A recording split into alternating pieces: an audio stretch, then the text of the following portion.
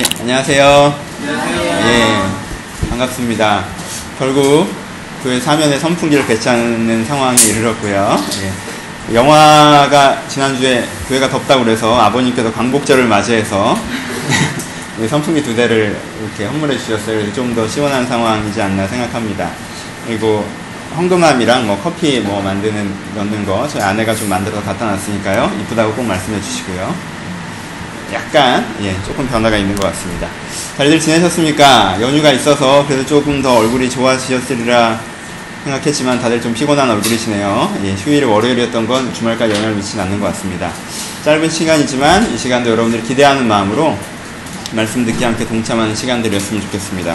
오늘은 에스겔의 환상에 대한 이야기를 좀 해보려고 합니다. 지난주에 우연하게 이 본문을 읽을 기회가 있었는데 저는 개인적으로 굉장히 감동적이었어요. 그래서 이 본문을 좀 오늘 나누려고 합니다. 쭉 읽어가면서 어떤 느낌들이나 이해들이 잘 되시는지 모르겠습니다. 그렇게 큰 이해가 어려우실지 모르겠는데 이 본문은 에스겔이 보여주는 환상의 장면들입니다. 그렇죠? 에스겔이 보여주는 환상입니다. 에스겔이 어떤 환상을 보여주냐면 그림이 이렇게 되어 있습니다. 성전이 새롭게 세워져 있고요. 그 성전의 문지방에서 물이 흘러나옵니다. 근데 처음엔 그 물이 발목을 적실만한 물로 흘러나오다가 허리를 적실만한 물로, 그 다음엔 헤엄을 칠만한 물로, 그 다음엔 강 같은 물로 흘러나와서 그 물이 쭉 흘러내려가는 것을 보여줍니다. 그리고 그 물이 어디까지 흘러갑니까? 바다까지 흘러내려간다고 얘기하고 있습니다. 그리고 바다까지 흘러내려가는 것을 통하여서 그 바다의 물을 이 물이 변화시킨다는 이야기들로 성경은 기록되어져 있습니다. 언뜻 보기엔 무슨 말인지 정확하게 모를 수 있지만 굉장히 감동적인 장면입니다. 라고 얘기를 해도 아무도 그럴 것 같다고 생각 안 하는 것 같네요. 좀 설레이는 마음으로 한번 바라보시기 바랍니다. 첫 장면은 성전에서부터 시작합니다. 그쵸? 오늘 본문에 읽지는 않았지만 45장, 46장에 보면 성전이 먼저 새로워진 것들을 얘기합니다. 그 당시 에스겔이 어떤 상황이었냐면 나라가 망했죠. 그리고 성전이 무너졌습니다. 예전에 있었던 성전은요 완벽하게 무너졌어요. 근데 하나님께서 예전에 있었던 성전과 형태와 틀이 전혀 다른 성전에 대해서 얘기하십니다.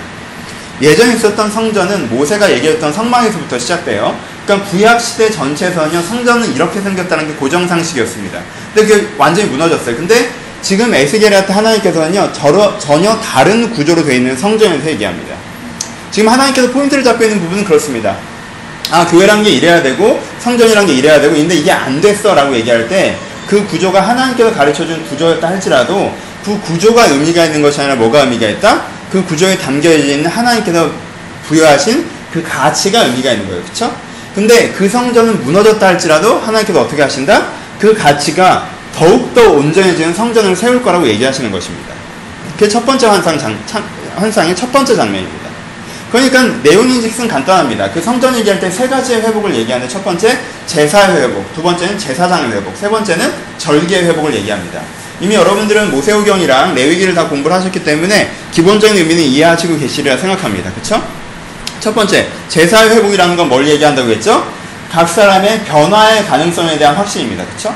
제대로 된 제사, 형태만 있는 제사가 아니라 제사의 진정한 의미 어떻게 되는 거예요? 내 마음이 이전에는 이랬었는데 그 제사, 우리식으로 얘기하면 예배, 그 예배를 통해서 이제 어떻게 되는 거예요? 진정한 예배, 진정한 제사에서 사람의 마음이 이기적이고 자기중심적인 죄악의 마음으로 왔다가 할지라도 그 예배를 통하여서 하나님의 마음, 사랑의 마음으로 새로워지는 진짜 예배가 회복될 것이다 라는 것에 대한 상징이 성전 회복의 첫 번째 의미입니다. 두 번째는 뭐의 회복이죠? 구조의 회복입니다. 다른 표현으로는 교회의 회복이라고 표현해 봅시다. 이제까지 교회적인 구조, 이제까지 그 당시에 유대교라고 하는 구조적인 부분에서 많은 문제들을 야기시켰는데 이제까지와 다르게 예전에 레위인 제사장들과 부패한 제도의 종교 지도자들이 아니라 제대로 된 교회가 세워질 것이다 이거에 대한 상징입니다. 이제까지와 다른 제사장, 이제까지와 다른 레위인이 세워져서 그 예배를 온전하게 이끄는 그 사람들, 사람이 조직입니다. 그 사람들이 세워질 것이다 라는 것에 대한 다른 편으로 제대로 된 교회 회복에 대한 비전입니다. 세 번째 얘기해서 하는 것은 절기인데 제사와 절기의 차이점은 레위기에서 이미 공부했던 것처럼 예전에는 제사는 수동적으로 내가 변화를 받는 입장이라면 절기는 어때요? 나는 그런 사람으로 능동적으로 고백을 하는 입장으로 얘기했습니다. 그쵸? 그러니까는 이런 예배를 드려서 변화된 사람들이 그 변화된 사람들을 바로 구성시키는 교회들을 통하여서 그 사람들이 변화된 사람들이 나는 이런 사람이다라고 고백하는 공동체성이 회복될 것이라는 고백이 담겨져 있습니다. 그러니까 하나님이 보시는 첫 번째 환상의 첫 번째 장면은 뭐냐면 내가 제대로 된 성전을 세울 것인데, 다른 표현으로는 제대로 된 제사와 제대로 된 예배와 제대로 된 교회와 제대로 된 공동체를 내가 마침내 세워낼 것이라는 환상을 에스겔에게 첫 번째로 보여줍니다. 이 환상은 하나님께서 이렇게 하실 것이라는 계획인데, 그 계획이 이루어질 것이 너무나 확실해서 미래라고도 표현되기 때문에 환상이라고 얘기하는 것입니다. 그렇죠? 하나님께서는 이런 계획을 세우셨는데 그게 될 게 너무나 확실해요. 그래서 그것은 우리의 미래입니다. 그렇기 때문에 에스겔에게는 환상이죠. 환상은 뭐예요? 아직 이루어지지 않았지만 이루어질 미래를 상징적으로 보여주는 것이기 때문에 그렇습니다. 일단 이 본문들이 설레인 이유는 그것입니다. 현재 우리가 어떠하던 간에 하나님께서는 마침내 어떻게 하실 것이다? 이러한 예배, 이러한 교회, 이러한 공동체를 세우실 것이라는 비유를 첫 번째로 보여주십니다. 두 번째는 오늘 본문에서 읽었던 포인트들인데, 이 부분을 좀 더 강조하고 싶어서 읽기는 여기만 읽었는데 전체를 읽으니까 너무 기니까요. 나중에 에스겔 앞뒤를 한번 읽어보시면 더 도움이 되실 것 같습니다. 오늘 읽었던 부분 어때요? 그런 성전에서 뭐가 흘러나옵니까? 물이 흘러나오죠. 물이 상징하는 바는 기본적으로 성령을 많이 상징합니다. 근데 여기서 물이 상징하는 바는요, 성령 자체보다 성령을 내포한 사람들을 상징한다고 보는 것이 더 정확합니다. 그러니까는 실제적으로는 어떻게 되죠? 그런 성전, 그런 제대로 된 변화의 예배와 변화된 교회와 변화된 공동체가 어떻게 되는 거예요? 성전 안에 머무르는 것이 아니라 세상으로 어떻게 되죠? 흘러나가는 것이죠. 그런데 이 물이 흘러나가는데, 이 흘러나가서 처음에 어때요? 졸졸졸졸 발목 적시는 것처럼 흘러나가다가, 그 다음에는 허리 적시는 것처럼 흘러나가다가, 그 다음에는 큰 강처럼 흘러나갑니다. 그럼 이 흘러나가는 물이 어떻게 된다고 하셨죠? 물이 닿는 곳마다 새로워지고, 닿는 곳마다 생명이 일어나고, 그리고 전국적으로 뭘 바꾼다고 했어요? 이 물이 바다로 흘러 들어가는데, 이 물이 그 물이 아니었던 바다를 바꾼다라고 표현합니다. 성경 전체에서 바다는 혼돈을 상징하고 바다는 부패된 세상을 상징한다고 말씀드린 적이 있습니다. 그쵸? 왜 바다가 그렇게 상징되냐 하면요, 그 당시 일반인들이 볼 때 그 당시 사람들이 했던 바다의 상징성은 물인데 물답지 못한 물의 상징성을 바다가 갖고 있습니다. 그쵸? 그냥 사람들이 마실 수 없는 물, 여기에 대한 개념이 있었기 때문에 물인데 물답지 못한, 그래서 부패했다는 개념을 오히려 다가섭니다. 뭐 소금에 대한 개념과 좀 달라지는 거예요. 그쵸? 그래서 바다에, 그래서 제대로 된 밀물고기는 바닷물은 살 수 없는, 그래서 바닷물을 안 좋은 것으로 상징합니다. 진짜 안 좋다는 것이 아니라 그런 상징을 썼다는 거예요. 그쵸? 근데 보통 여러분, 강물이 바다로 흘러가면 바닷물이 바뀌어요? 강물이 바뀌어요? 강물이 바뀌죠? 근데 성전은 거꾸로 얘기하고 있다는 거예요. 그 강물이 바다로 흘러가면 뭐가 바뀔 거라는 거예요? 바닷물이 바뀔 거라는 거예요. 우리의 기본적으로 갖고 있는 편견은 뭐냐 하면, 순수한 사람은 약하다는 개념입니다. 그러니까 순수하고 깨끗한 사람은 1급수에 사는 물고기 같아서 험한 물에 들어가면, 더러운 물에 들어가면 죽는다라는 식의 개념을 갖고 있습니다.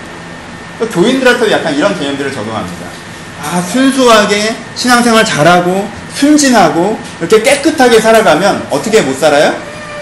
이런 1급수의 물에 살았던 이 교인들은 상급수의 세상에서 살지 못한다는 거예요. 그러니까 적당히 좀 부패도 하고 적당히 좀 타협도 할 줄 알고 이래야 살 수 있다는 게 사람들이 쓰는 일반적인 개념입니다. 강이 바다로 흘러가면 어떻게 된다? 강이 바다로 흘러가면 강이 바뀐다는 개념이에요. 하지만 성경은 우리는 1급수의 물고기가 아니라고 얘기하는 것입니다.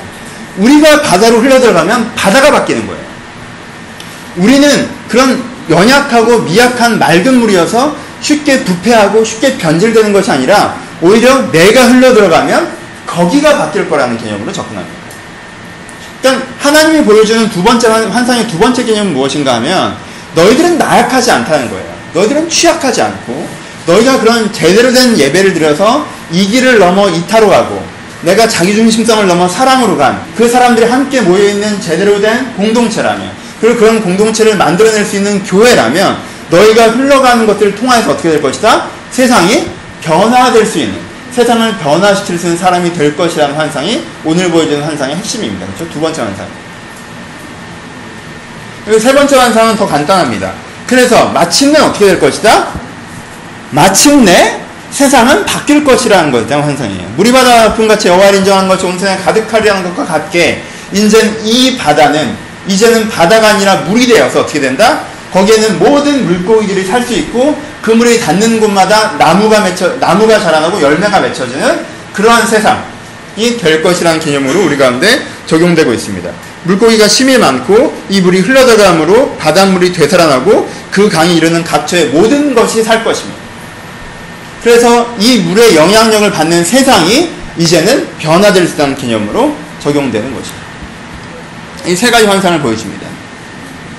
이 세 가지 의미를 갖고 있는 한 가지 그림이겠죠. 우리는 기본적으로 어떤 개념들을 갖고 있습니다. 그러면 우리가 변해야 되는 잘못된 환상, 잘못된 편견은 뭐라는 거예요? 우리가 갖고 있는 이 환상의 정반대, 우리가 갖고 있는 잘못된 편견은 어떤 거에서부터 시작합니까? 예배가 나를 못 바꾼다 해서부터 시작합니다. 나는 안 바뀐다 해서부터 시작하는 것입니다.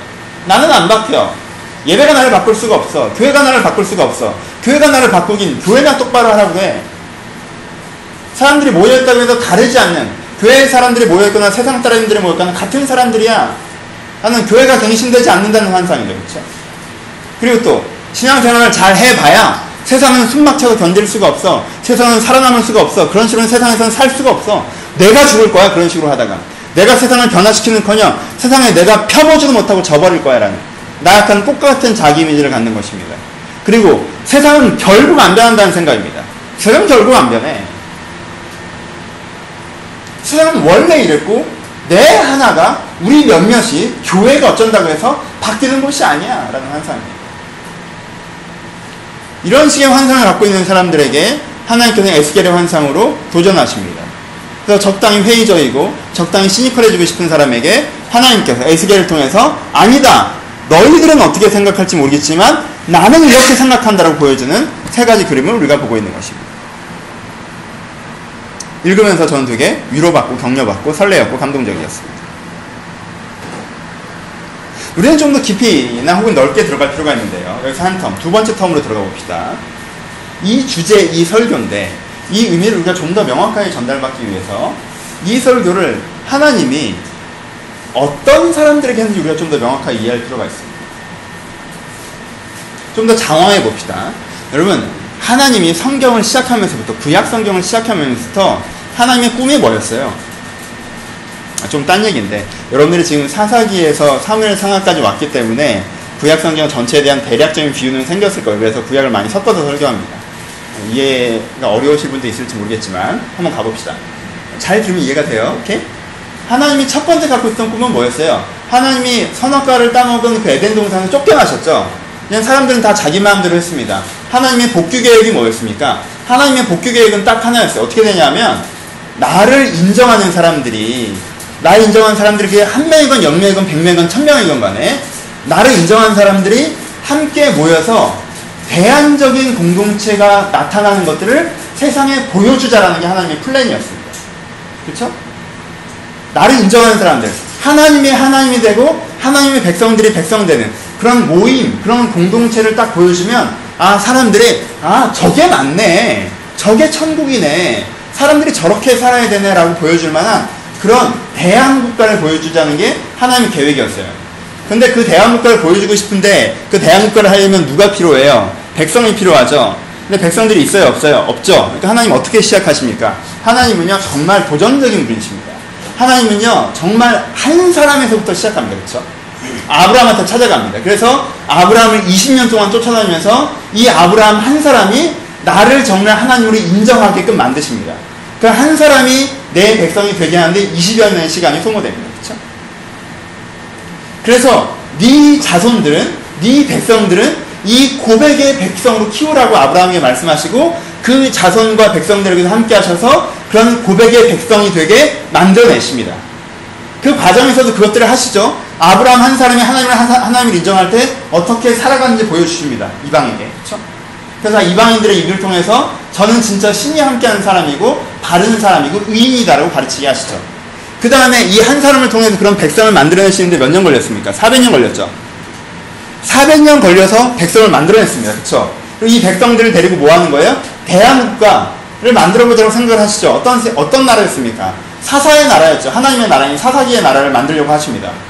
왕도 없어요. 군대도 없습니다. 정부도 없어요. 그런데 그리고 그 땅은 어떤 땅이에요? 경제적으로 평등한 땅이에요. 모든 사람이 똑같은 땅을 부여받는 나라입니다. 7년이 되면은 기쁨의 안식년을 들여서 땅을 쉬게 해도 하나님께서 먹이시는 나라예요. 신년이 되면 실패했던 사람들에게도 그 절망이 상속되지 않도록 다시 기회를 주는 땅입니다. 그런데도 왕도 없고 부자도 없고 가난한 자도 없고 군대도 없는데 하나님이 곡식을 내리셔서 그들을 먹이시고 하나님께서 하나님의 사사를 세우셔서 전쟁에서 승리케 하시는 그런 나라를 만들어 보려고 하셨어요. 400년 동안 준비해서 그 나라, 그 시대를 시작하십니다. 사사기가 시작되죠. 근데 어떻게 해요? 그 사람들이 그 사사기적 제도를 10년도 못 끌고 가죠. 그래서 사사기의 400년이 암흑기로 변화됩니다. 아무도 하나님을 신경 쓰지 않는 사회, 공급만 하고 의견은 내지 말라고 하는 사회가 사사기의 400년이 돼서 하나님의 첫 번째 실패입니다. 사사기 내내 어떻게든 해보려고 그랬어요. 새로운 사사를 보내고 다시 가르치고 다시 도전하고 때려도 보고 달래도 보고 기적도 일으켜보고 가르쳐도 보고 해봤어요. 근데 점점 하나님을 무시하는 시대가 와버립니다. 하나님께서는 실망하지 않으십니다. 그래서 다시 한번 무슨 시도를 합니까? 왕정기를 시작하십니다. 원래 제도적으로는 사사제도가 더 맞지만 사람들에게 사사기가 너무 혁명적이어서 인식이 잘 안 되니까 중도적인 제도를 채택하시는 겁니다. 대신 왕을 누구를 세웠어요? 위대한 사람을 세웠죠. 다윗을. 그리고 이 왕은 어떤 왕이었어요?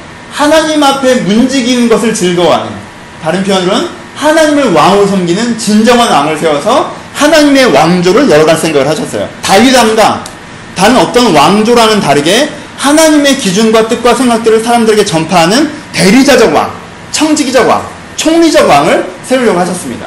다윗은 괜찮았죠. 근데 어떻게 되죠? 다윗 왕조 40년 동안 실패와 실패의 실패를 반복합니다. 여러분, 아브라함 때부터 1200년입니다. 그리고 그 왕조가 어떻게 됩니까? 그 하나님께서 그 다윗 왕에게 말씀하시면서 1000년이 지나도 1000대가 지나도 다윗 왕가는 사라지지 않게 하실 것이라고. 어떻게 하면? 이 약속을 붙잡고만 있으면 라고 하셨는데, 그들은 군소 삼류국가의 왕인 것처럼 행동하지 하나님의 왕인 것처럼 행동하지 않습니다. 그래서 그 나라가 멸망합니다.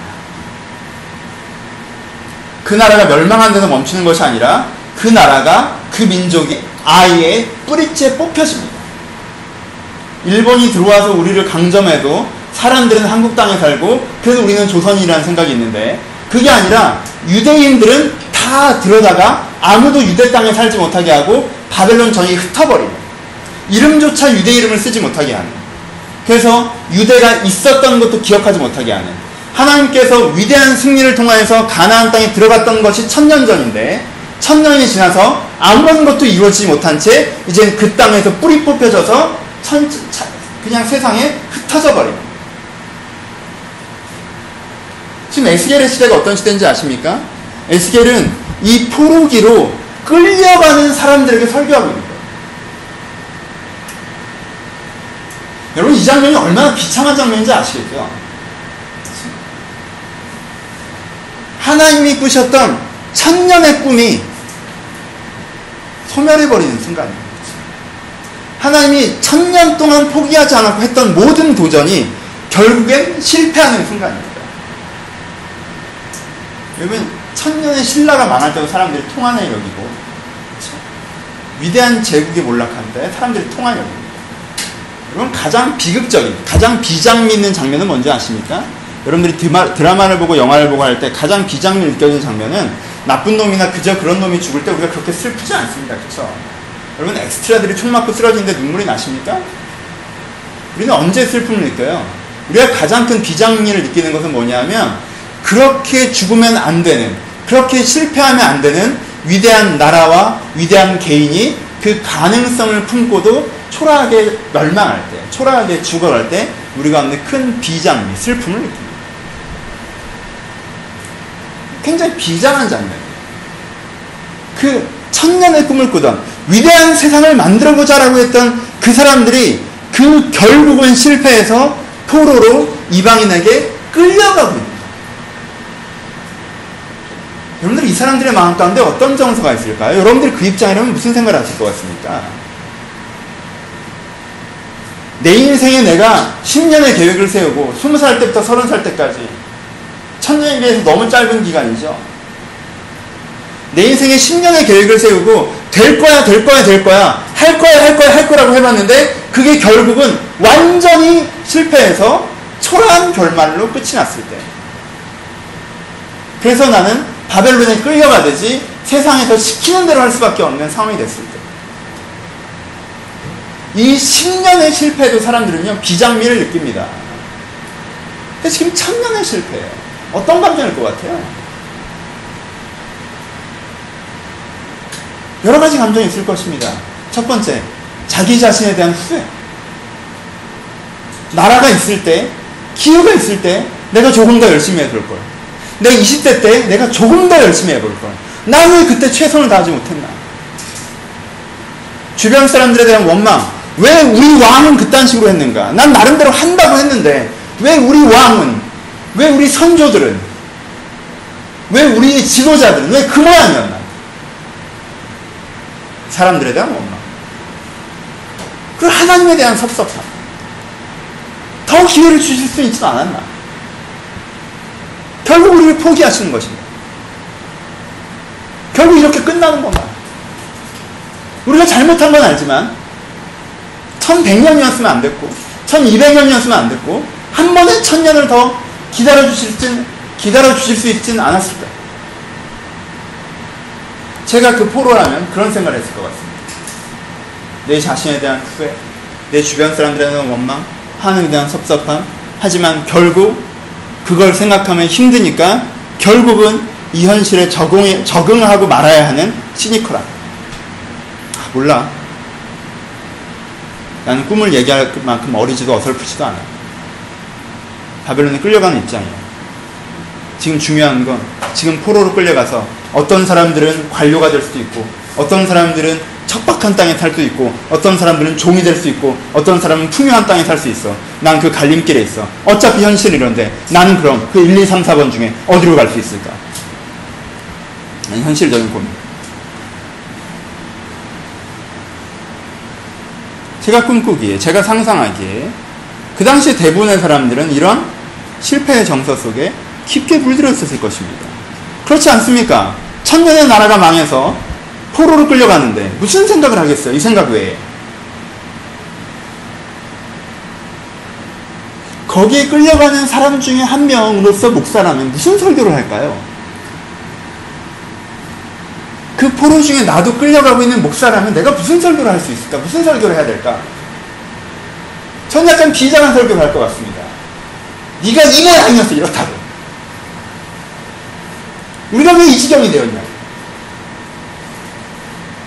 근데 이 낙천적인 에스겔을 보십시오. 제가 제일 황당한 건 사실은 에스겔이기 이전에 하나님입니다. 여러분 좀 당황스럽지 않습니까? 1000년의 실패를 한 당사자는 누구예요? 하나님이죠. 그래서 끌려가고 있어요. 근데 하나님은 무슨 얘기를 하고 있어요? 에스겔한테? 야, 난 앞으로 이렇게 할 거야. 라는 얘기를 하고 있어요. 당황스럽지 않습니까? 에스겔은 당황스럽지 않았을까요? 하나님은 그 에스겔한테 난 말이야 앞으로 이렇게 할 거야 하고 새로운 계획을 얘기합니다. 하지만 새롭진 않죠. 이제까지 해왔던 그 얘기죠. 하지만 그걸 얼마나 새롭게 얼마나 제대로 할지 다시 한번 얘기하고 있다는 것입니다. 이 낙천적인 하나님, 마치 부도 나서 회사에 짐을 빼고 있으면서 새로운 사업 구상을 하는 것 같은 사장처럼 하나님은 지금 그런 낙관적인 얘기를 하고 있습니다. 여러분 에스겔 입장에서 한번 생각해 보세요. 하나님이 정말 이 천년의 계획에 쫄딱 망해서 포로를 끌려가고 있는데 나는 이런 예배를 갱신할 거고 이런 영향력 있는 사람들을 만들어내서 이렇게 세상을 바꿀 거라는 얘기를 해대면 그것을 듣는 에스겔의 마음은 어땠을까요? 사업이 망한 사장이 사업 짐을 빼면서 자기 부하 직원 마지막 날 도와주러 나왔는데 짐 빼는 거 나가는데 야, 난 이런 사업을 할 건데 너 다시 나랑 한번 해보지 않을래? 라고 한다면 어떤 기분일까요? 에스겔이 당황스럽지 않았을까요? 에스겔이 좀 황당하지 않았을까요? 하나님 대단하십니다. 두 번째, 에스겔 대단합니다. 그렇죠? 그래서 그 환상을 보고요. 그 환상을 보고 그 환상이 어떻게 하죠? 반응합니다. 최소한 이 사람은 그게 될 거라고 믿었나 봅니다. 그래서 그 설교를 합니다. 여러분 설교자 입장에서 어려울 때가 있습니다. 그렇죠? 애들이 되게 힘들어하는데 네가 그 모양으로 사니까 그렇지 이런 얘기 할 수 있어요? 어렵습니다. 그렇죠? 그런 얘기하기 좀 힘들어요. 사람들이 되게 기뻐하는데 야 그딴 거 좋아하면 안 되라는 설교 아주 힘듭니다. 얘 인생의 미래가 내가 봐도 안 보이는데 잘 될 거라는 얘기 하기 힘들어요. 여러분 되게 그런 소리 듣기 싫은 거 아시죠? 정말 눈앞이 깜깜한데 잘 될 거야. 정말 기분 나쁩니다. 즐겁지 않아, 유쾌하지 않고요. 격려로 들리지도 않고 희망으로 보이지 않습니다. 근데 에스겔이요, 그 사람들 앞에서 이 설교를 합니다. 제일 대단한 건 누군지 아십니까? 이 사람들입니다. 그 설교를 듣고 믿음으로 반응하며 바벨론 포로로 끌려가면서 희망을 얘기했던 이 사람들이 제일 황당합니다. 왜? 하나님은 하나님이니까 그럴 것 같기도 하고, 에스겔은 환상을 봤으니까 그럴 것 같기도 해요. 근데 이 사람들은 뭘 봤어요? 아무것도 못 봤습니다. 그냥 에스겔이라는 선지자가, 요즘처럼 목사가, 내가 이런 환상을 봤는데 하고, 이 사람이 봤던 건 딱 하나인데, 뭐예요? 설교하는 그 선지자만 봤습니다. 근데 그 선지자의 말씀, 그 설교에 이들은 믿음으로 반응합니다.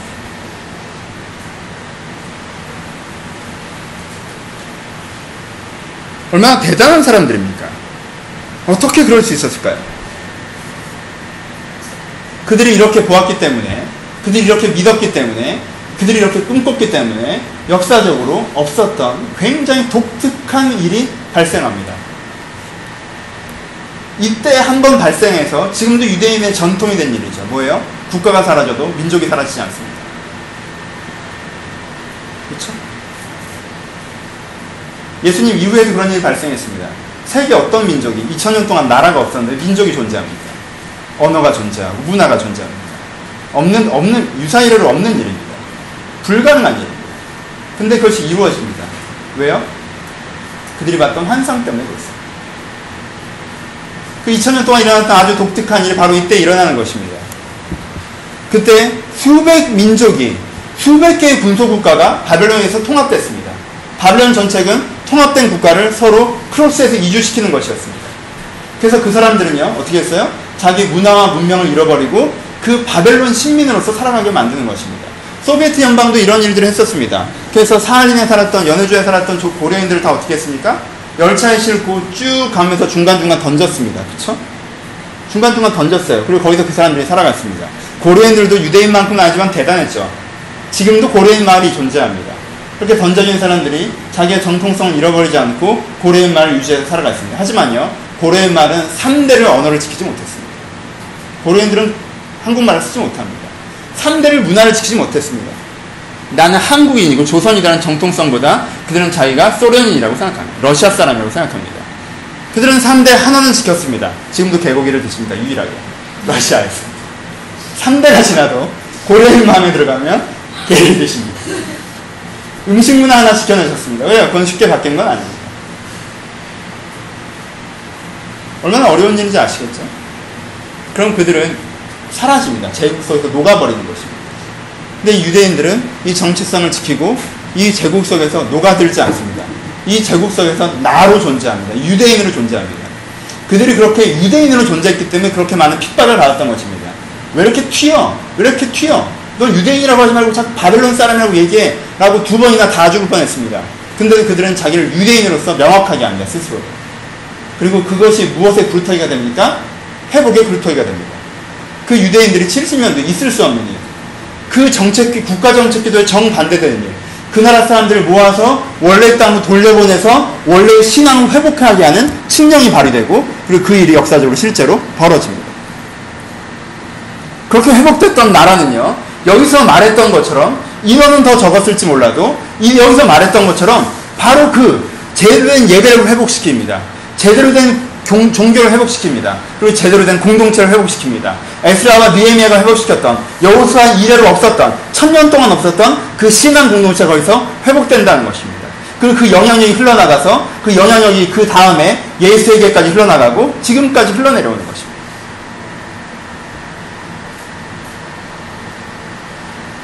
우리들은 어떤 쪽입니까? 많은 사람들은 꿈을 부정하는 근거로 현실을 사용합니다. 어떤 사람들은 현실을 해석하는 근거로 꿈을 사용합니다. 이 에스겔 시대에도 두 종류의 사람들이 있었습니다. 한 사람은 시드기야입니다. 그 1000년의 왕국의 문을 닫았던 왕. 시드기야는 철저한 기회주의자였습니다. 시드기야는 정확하게 삼류 국가의 왕처럼 행동했습니다. 왜요? 우리는 하나님의 식민이고 이런 기준을 갖고 살아야 된다는 말에 감동을 받습니다. 시드기야는. 하지만 그러기엔 우리는 되게 초라한 삼류국가입니다. 조그만 나라예요. 이집트라는 제국과 바벨론이라는 제국 사이에 틈새에 끼어있는 아주 바람 앞에 등불 같은 나라입니다. 이 등불 같은 나라를 지켜내기 위해선 다중 외교술밖에 없는 거예요. 애굽에 붙었다가 바벨론에 붙었다가 그러다가 망하는 거예요. 시드기야는 예레미야의 설교를 들으면서 당신의 말이 맞습니다라고 얘기했습니다. 하지만 그 맞는 말을 적용하기에 현실은 너무나 척박하다고 얘기했습니다. 그래서 현실적인 방법을 사용했습니다. 그래서 그들은 하나님의 지켜주심도 경험하지 못하고 하나님의 가치도 투쟁하지 못하고 현실의 편린으로 탔다가 현실의 평가대로 현실에서 보면 별거 아닌 삼류국가였으니까 삼류국가답게 망한 것입니다. 꿈을 부정하는 근거로 현실을 사용하는 사람이었습니다. 에스겔은 어땠습니까? 에스겔은 현실을 해석하는 근거로 꿈을 사용했던 사람입니다. 우리가 지금 끌려가는 것 같지, 우리가 지금 다 망한 것 같지, 아니야. 우리가 현실주의자였기 때문에 우리가 이렇게 된 거였어. 우리가 여전히 꿈을 꾼다면 여전히 꿈꾸신 하나님과 다시 그 일들을 이루어낼 수 있는 거야. 우리는 지금 기회 속에 여전히 서 있어. 우리는 지금도 가장 큰 기회, 제대로 된 나라와 영향을 미치는 그 산 위에 가장 높은 산이 될 수 있는 그 기회 속에 서 있는 거야. 내가 감당해야 되는 첫 장면은 그 기회를 붙잡고 먼저 정체성을 유지하는 거야. 지금 우리가 싸워야 되는 싸움이 그 싸움이지. 너희들 목숨 걸고 이 싸움을 싸워보겠냐? 예, 그렇게 하겠습니다. 그래서 그들이 바벨론에서도 난 바벨론인이 아니라 유대인이라고 얘기할 수 있었던 것입니다. 그리고 그들이 세상을 바꾸는 것입니다. 어느 쪽입니까? 현실을 근거로 꿈을 부정하십니까?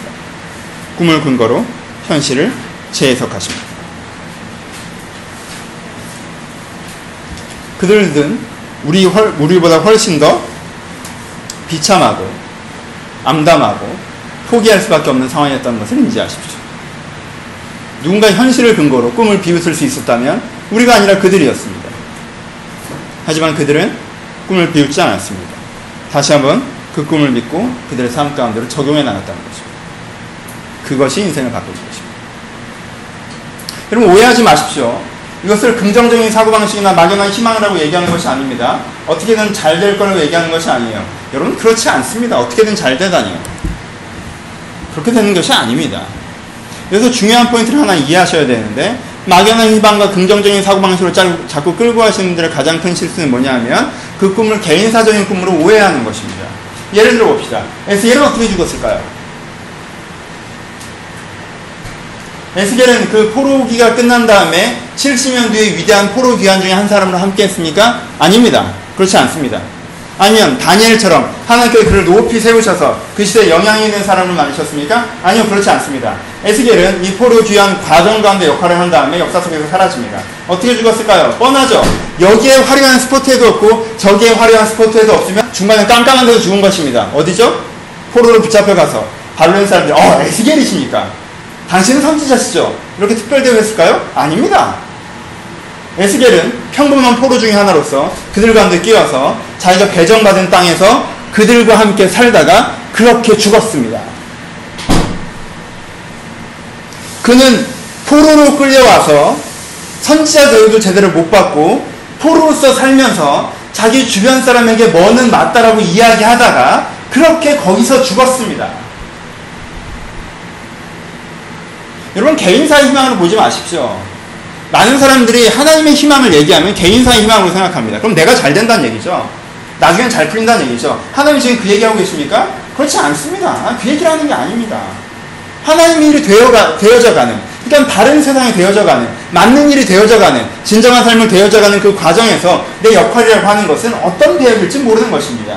다니엘처럼 지난주에 했던 새 친구처럼 화려한 배역일 수도 있죠. 에스겔처럼 중간적인 역할일 수도 있습니다. 제일 비참한 건 예레미야죠. 멸망 때 같이 죽을 뻔하고 나중에 에집트로 끌려가서 죽으니까. 그런 배역일 수도 있죠. 어떤 역할을 맡길지는 모릅니다. 하지만 그것들 가운데 신경 쓰지 않고 보는 것입니다. 하나님의 긍정이다. 왜 살고자 하는 자는 죽고 죽고자 하는 자는 산다고 얘기했습니까? 여러분 이것은요 이수신도 알았다는 것입니다. 예수 안 믿었다. 이순신 장군님께서 이렇게 얘기하셨죠. 살고자 하는 자는 죽고 죽고자 하는 자는 살 것이라고. 무슨 말이에요? 전쟁을 합니다. 근데 개인 사역비죠. 내가 이 전쟁에서 어떻게든 살아서 돌아가야 되는데 나는 살아갈 수 있을 거야. 그럼 뭐예요? 개인사의 긍정을 보는 거죠. 개인사의 희망을 보는 거죠. 그러면 그 사람이 그 전쟁에서 어떻게 움직일까요? 살려고 움직이겠죠. 살아남으려고 움직이겠죠. 그래서 그 사람은 개인적으로 살아나갈 수도 있겠죠. 하지만 그럼 그 전쟁은 어떻게 될까요? 아시겠습니까? 죽고자 하는 자는 그 사람들이 다 여기서 죽을 각오로 난 죽어도 되니까 이게 이겨야 된다는 생각으로 움직이기 시작한다면 그 사람은 죽을 수 있습니다. 자기는 못 돌아갈 수 있어요. 누군가 돌아갈지 모르겠지만 그건 자기가 아닐 확률이 훨씬 더 크죠. 죽고자 하는 자가 모여서 그렇게 싸우면 이기는 것입니다. 그건 전투하는 일반 군인도 알고 있는 상식입니다. 내가 하나님의 나라가 이루어져야 되고 바른 예배, 바른 공동체, 바른 교회, 그리고 영향을 미치는 세상의 나아짐, 이런 것이 돼야 되는 게 맞고, 그렇게 되는데 내 인생을 걸겠다고 하면 내 개인사의 긍정은 없을 수도 있습니다. 내가 죽을 수도 있죠. 내가 실패를 볼 수도 있고요. 내가 피해를 당할 수도 있습니다. 하지만 그 과정에 개의치 않고 그 죽고자 하는 자, 살고자 하는 자가 아니라 죽고자 하는 자, 하지만 살아나는 꿈을 꾸는 자가 그 전쟁을 승리로 이끄는 거예요. 여기서 에스겔의 설교를 듣고 감동받은 사람들의 상당수는 바벨론에서 그저 죽었지만 그들 때문에, 그들로 인해서 돌아가는 그 사람들이 만들어졌고 새로운 2000년의 역사가 시작된 것입니다. 1000년의 역사가 끝났던 곳에서 다음 2000년의 역사가 시작될 수 있었던 것이죠. 그 사람은 그것으로 자부심을 느끼며 살 수 있었던 것입니다. 이 사람이 그렇게 비극적이었나요? 글쎄요. 어떤 삶이 더 나으십니까? 바벨론에서 그래 나라가 망했어 대충 살자, 이 바벨론에 이미 온 거 이왕이면 높이 올라가야지, 내가 여기서 종이 될 거냐 관료가 될 거냐, 엄정한 사회 속에서 난 완전한 바벨론에서 변신해서 일제치하에서 일본 사람처럼 살던 조선인처럼 그렇게 한번 제대로 일본 사람 바벨론 사람 되고자 라고 얘기해서 그렇게 성공하고 편하게 살았다 한들, 그렇게 사는 사람의 내적 행복감과 그거보다는 좀 못하게 바벨론에서 농사 짓고 살았고 조금은 힘들게 살았고 척박해탕을 개간하며 살았지만 나와 내 주변 사람이 우리는 어떤 존재라고 얘기하고 내 자식들에게 너희들은 어떤 존재라고 얘기하고 때때로 그것 때문에 죽을 위기하고 그 위기에 싸우면서 이겨낸 사람, 어떤 사람이 더 행복하게 살았을 것 같습니까? 어떤 사람들의 마음에 더 넘치는 자부심이, 그의 인격적인 즐거움이 그 자신을 지켜줬을까요? 이것입니다. 하나님께 여전히 꿈꾸고 계신다, 하나님의 꿈을 꾸라 라고 얘기하면 많은 사람이 거기서 약간 시니컬해집니다. 왜 그런지 아십니까? 그 꿈을 개인사적 꿈이라고 생각해서 그래요. 그 꿈을 꾸셨다면 왜 내 인생이 여기서까지 이 모양이었습니까? 그 꿈을 꾸신다면 그럼 내가 어떻게까지 될 수 있는 거죠? 지금 상황을 보니까 그렇게까지는 안 될 것 같은데요. 그 꿈이 있었다면 내가 이렇게 되지도 않았을 것 같은데요. 하나님의 꿈은 개인사적으로 갖고 옵니다. 그러니까 긍정하기 어렵죠. 긍정을 하더라도 되게 비개연적이고 기반 없는 긍정이에요. 그래 잘 될 거야. 긍정적으로 생각하자. 낙관적으로 생각하자. 부정적으로 생각해봐야 좋을 게 뭐 있어? 하는 기반 없는 사고. 그것도 우리를 지켜주지 못합니다. 우리는 그 얘기를 하는 것이 아닙니다. 진정한 긍정. 저것이 정말 맞기 때문에, 저것이 정말 될 거기 때문에, 그리고 저것이 정말 가치 있는 것이기 때문에 나는 그쪽 사이드에 쓰는 의의 선한 싸움에 대해서 얘기하는 것입니다. 어떤 사람은 이 설교를 하면 나도 에스겔처럼 환상을 보았다면 이라고 얘기하시는 분들도 있습니다. 하지만 여러분, 에스겔이 대단한 것입니까? 아니에요. 에스겔 한 사람이 그 환상을 보고 에스겔만 그것을 믿었다면 그 시대 아무 일도 일어나지 않고 이스라엘은 역사 속에 사라졌을 것입니다. 그 시대에 가장 대단한 사람들은 에스겔이 아닙니다. 에스겔 설교를 믿었던 사람들입니다. 에스겔 설교를 믿었던 사람들은 뭘 봤다고요? 아무것도 못 봤습니다. 에스겔 설교만 들은 것입니다. 그 설교는 그리고 정확하게 여기 똑같이 적혀 있습니다. 여러분들이나 그 사람이나 다를 거 하나 없다는 것입니다. 왜 앞에 선 사람은 꼭 에스겔이었어야 되겠어요? 김봉현이 안 되겠습니까? 듣고 믿는 겁니다. 환상을, 하나님 나한테 환상을 보여주세요. 그럼 믿을게요. 우리는 그런 얘기를 하는 것이 아닙니다. 듣고 믿은 거예요. 그 중에 많은 사람들은 저 선지자가 또 긍정적인 얘기, 낙관적인 얘기 하려고 지어냈다고 생각할 수 있지 않습니까? 자기 혼자 꿈꾼 걸 왜 내가 믿어야 되냐고 생각할 수 있지 않습니까? 하지만 그들은요, 듣고 믿었습니다. 그리고 평생의 정체성으로 삼았습니다. 나는 하나님의 백성이다. 나는 바벨론의 백성이 아니라 하나님의 백성이라는 자기 정체성으로 삼았습니다. 그것을 유지했습니다. 그래서 변화된 것입니다.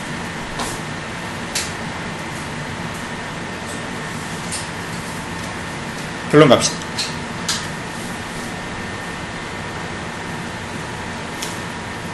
에스겔 때만큼은 아니지만 우리도 돌아보면 뭐 딱히라는 시대를 살고 있습니다. 예수님의 제자들은 얼마나 이 꿈을 믿기 쉬웠을까요? 1000년의 실패가 있은 이후에 400년의 준비가 있고 마침내 에스겔이 봤던 그 환상대로 예수가 오셔서 새로운 공동체를 여셨습니다. 그렇죠? 그래서 그 공동체가 들풀처럼 번져나갑니다. 예루살렘으로, 유대로, 사마리아로, 그리스로, 로마로. 베드로는 얼마나 가슴이 뜨거웠을까요? 예수님이 3년 가르치셨던 그 가르침이 자기 생전에 로마까지 번져가는 걸 봤습니다.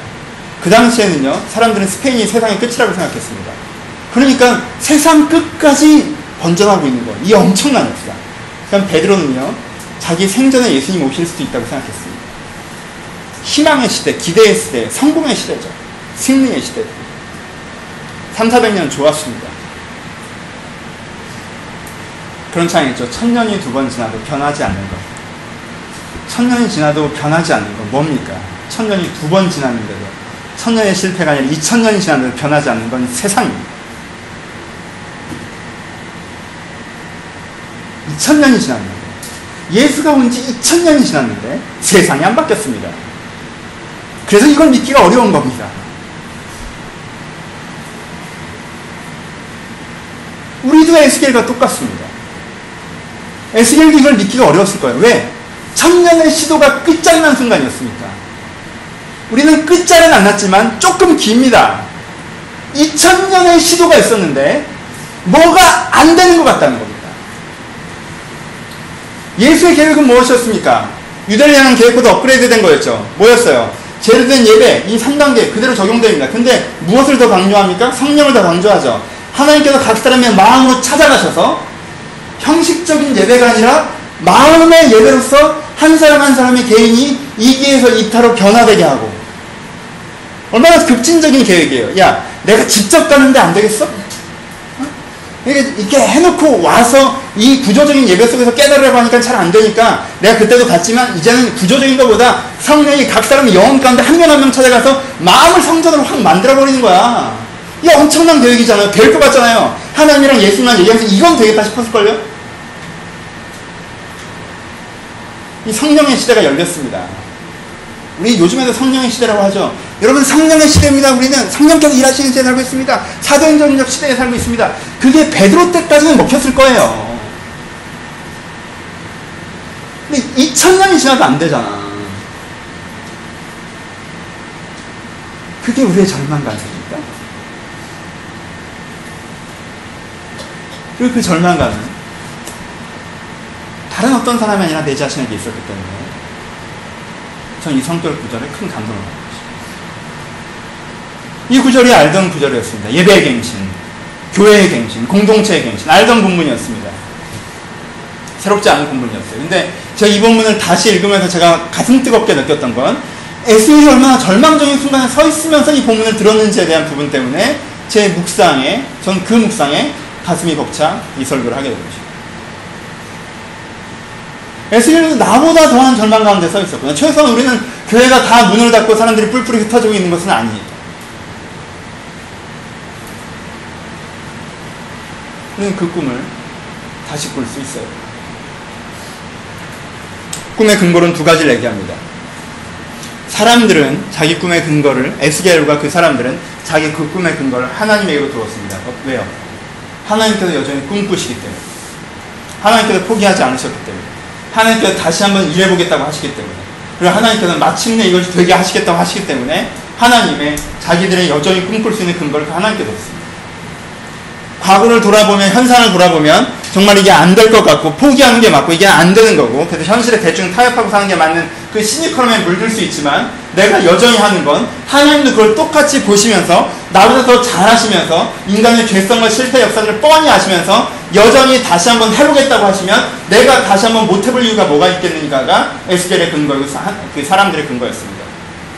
그리고 하나님의 근거는 무엇이겠습니까? 무엇이었습니까? 에스겔서 1장, 2장부터 10장까지 얘기하는 것은 그것입니다. 하나님의 근거는 내가 실패했던 유일한 이유는 나를 믿어줬던 사람들이 없었기 때문이라고 하는 것입니다.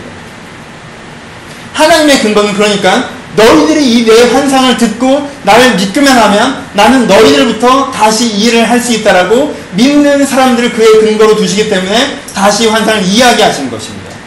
이것을 믿지 않으면 하나님의 근거는 사라지는 것이지만 이걸 너희가 믿으면 그걸 믿는 것 자체로 너희들이 나의 근거가 되기 때문에 나는 믿는 자와 함께 이것을 해볼 수 있다는 것 때문에 하나님은 여전히 환상에 확신을 가지고 이들 가운데 말씀하시는 것입니다. 하나님은 자기의 실패의 원인이 유일하다고 말씀하십니다. 자기를 믿지 않았기 때문에, 인정하지 않았기 때문입니다. 하나님의 나라는 어떤 나라입니까? 하나님을 인정하는 사람들이 조금 모여서도 그 대안적인 사회를 만드는 게 하나님의 꿈입니다. 근데 이 사람들이 하나님 믿지 않는다면 되지 않는 것입니다. 하나님이 할 수 없는 유일한 한 가지, 인간의 자유의지를 존중하는 그 유일한 한 가지, 사람이 하나님을 인정하지 않는 그것, 인정하기만 하면 내가 가르쳐 줄 것이고 인정하고 따라하기만 하면 내가 격려할 것인데 그 인정하지 않는 그것, 하지만 너희들이 환상을 보고 인정한다면 너희들이 나의 근거이다라고 말씀하신 겁니다. 그리고 하나님께서는 그들과 함께 놀랍게 해내셨습니다. 서로가 서로의 근거가 되는 것입니다. 그래서 이 말도 안 되는 상황에서 천년이 2번 지나도 일어나지 않았던 일이 우리 가운데 일어날 수 있다라고 다시 한번 믿어볼 수 있는 근거가 되는 것입니다. 물론 세상이 뒤집어지지는 않겠지만 우리의 사명은, 그들의 에스겔의 사명이 자기의 정체성을 유지해서 다음 세대에게 전달해 주는 것까지였다면, 아브라함의 사명이 이삭 하나를 잘 키우는 것이었다면, 우리의 사명은 세상 전체를 볼 때는 역동적이고 혁명적이고 혁신적이고 구조적이지 않고 초라해 볼 수도 있지만 우리는 그 사명을 감당해내서 이 도도한 역사 가운데 동참하는 것입니다. 우리 가운데 이 하나님의 근거를 믿는 것이 필요하다는 것입니다. 세 가지로 정리합시다. 첫 번째, 현실을 근거로 꿈을 부정하는 사람이 되지 마십시오. 여러분들의 현실은 다양한 변수들의 결과이지 압도적인 정의와 논리가 아닙니다. 여러분들의 현실은 다양한 상황과 여러분 자신의 선택과 구조적인 문제와 다른 사람들의 영향력과 이런 것이 복잡하게 얽혀난 우연한 결과들이지 절대적인 법칙이 아닙니다. 내가 살아보니까 어땠더라. 여러분 그 말에 뭐가 담겨 있습니까? 내가 겪었던 현실, 내가 겪었던 결과, 곧 그 인생이 이론이 되는 거 아니겠습니까? 그러지 마십시오. 그런 것이 이론이었다면 우리는 지금도 운막 짓고 살아야 되는 거 아니겠습니까? 살아보니 이렇더라고 하면 운막을 지었어야죠. 왜 초가집을 짓고, 왜 기와집을 짓고, 왜 2층 집을 짓고, 왜 자동차를 만들고, 왜 비행기를 만듭니까? 살아보는 게 결과였다면. 자기가 살았던 것, 자기가 겪었던 것, 자기가 경험했던 걸 이론으로 만들지 않은 사람이 새로운 세상을 만들어낸 것입니다. 우린 그 세상을 살고 있는 것이고요. 사람들이 혁명이라는 단어를 요즘엔 사회주의 혁명 때문에 싫어하지만 사실 우리가 살고 있는 건 프랑스 혁명의 결과물 아닙니까? 그 사람들이 살던 대로 살았다면 왕을 부정할 수 있습니까? 없습니다. 우리는 혁명의 시대를 살고 있는 것입니다. 살아보니 그렇더라? 그러지 마십시오. 그거 안 좋은 말입니다. 꿈을 부정하는 근거로 현실을 사용하지 마십시오. 그리고 여러분 그러기에는 너무 적게 사셨습니다. 그러기엔 너무 적게 사셨어요.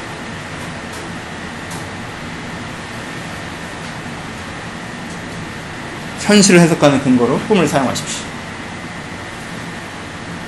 하나님께서 그런 일을 해가신다면 지금 내가 있는 이 상황과 과정의 의미는 무엇인가? 그럼 난 지금 여기서 무엇을 해야 됩니까? 꿈을 근거로 현실을 해석하시고 현실을 고민하시고 그것들에 집중하셔야 됩니다. 두 번째, 그 꿈으로 현실을 해석하면요, 여러분 가운데 가져야 되는 정체성을 통한 작은 실천 방향을 잡으십시오. 아, 나는 이런 사람이 돼야겠구나 라는 게 잡히죠. 꿈을 근거로 현실을 재해석하면. 그러면요, 난 이런 사람으로서 바벨론을 살면 난 지금 뭘 해야 되지가 잡힌다는 거예요. 그쵸? 근데 그게 엄청나게 큰 것들이 아니에요. 아까도 얘기했죠. 아브라함의 위대한 사명, 믿음의 조상이 되는 거죠. 실제 그 사람이 프랙티컬하게 했어야 되는 건 뭐였어요? 이삭 키우는 거였어요. 아들 하나 키우는 거였어요. 그 사람의 평생 사명이라는 게. 여러분, 과한 가치와 현실적 행동에 여러분들이 생각하는 것과 다른 어떤 갭들이 존재할 수 있습니다. 그쵸? 그럼 이 에스겔의 위대한 시대의 사람들이 했던 건 뭐예요? 거기 가서도요, 제일 기본적으로 제일 한 건요, 자기 언어 안 잊어버리는 거. 자기 신앙 유지하는 거, 나를 지키는 거였어요. 그리고 뭐예요? 자기 자식들 가르치는 거였어요. 그리고 뭐예요? 주변의 다른 바벨론 사람들과 부딪히고 다른 부분에 있어서 자기를 당당하게 노출하는 거, 이런 거였어요. 혁명을 물리적인 혁명, 바벨론 왕을 내쫓고 이런 걸 한 게 아니에요.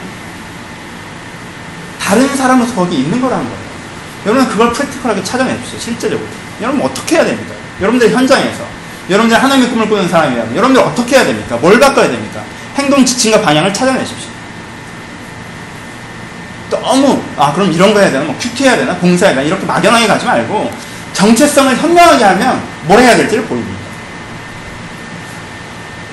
세 번째, 이 세 가지 꿈이 하나님이 지금도 우리 가운데 동일하게 꾸고 계신 꿈이라는 걸 여러분들 마음껏 느끼셨으면 좋겠어요. 여러분 이 세 가지가 진짜 됩니다. 왜요?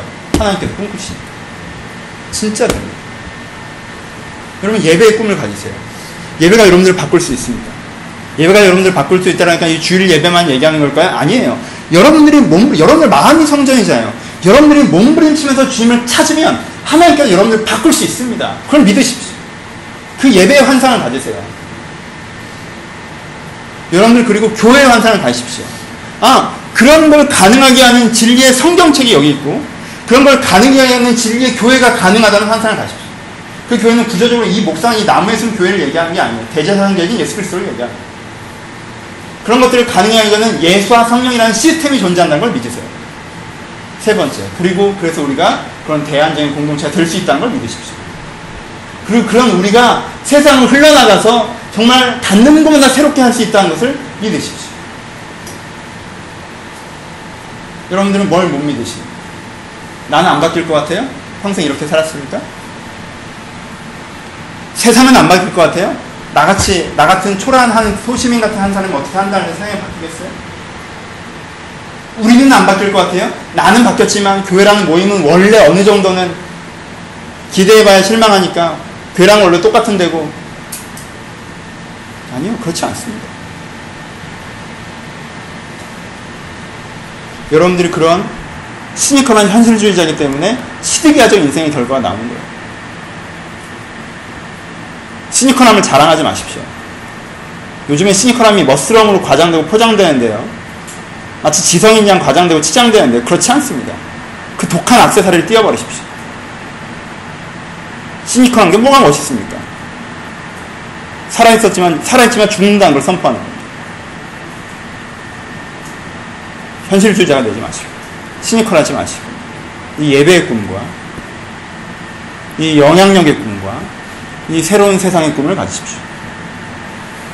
여러분의 삶이 얼마나 척박하다 할지라도 이 새로운 꿈을 가지시고 그리고 그것으로 여러분의 삶을 재해석해내십시오. 그럼 내가 이 꿈을 가진 자로서 오늘 뭘 해야 될지 이걸 시작하십시오. 그리고 그것 때문에 굉장히 어렵거나 두려운 상황이 있다 할지라도 목숨 걸고 그걸 지키십시오. 계속 이러다 내가 잘못되지 않을까? 계속 이렇게 하는 건 힘든데 그때가 인생의 기회인 줄로 알고 목숨 걸고 지키십시오. 그것들을 지켜내는 사람들을 하나님께서 사용하실 겁니다. 그런 사람이 되셔. 에스겔의 환상이 이러는데 위로가 됐으면 좋겠어요. 안 된다는 생각보다 된다는 생각. 하나님이 하게 하실 거라는 이 생각이 우리 가운데 하나님의 낙천성과 하나님의 낙관성으로 배어 들어갔으면 좋겠습니다. 그래서 여러분들이 있는 모임이 여러분들의 세상이 닿는 곳마다 새로워지는 그런 역사로 나타나기를 주님의 이름으로 축복합니다. 같이 기도하시겠습니다.